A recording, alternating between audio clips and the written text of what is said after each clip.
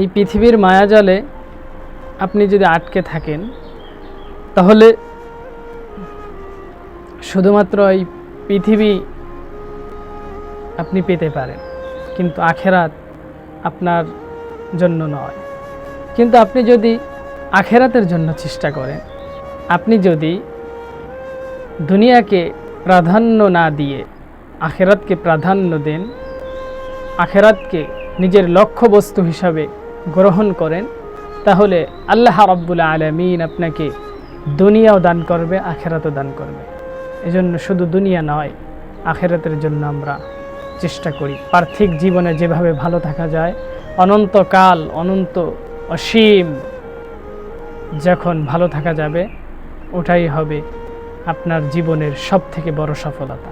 এজন্য ওপারের জন্য আপনি নিজেকে গুছিয়ে নেওয়ার চেষ্টা করেন।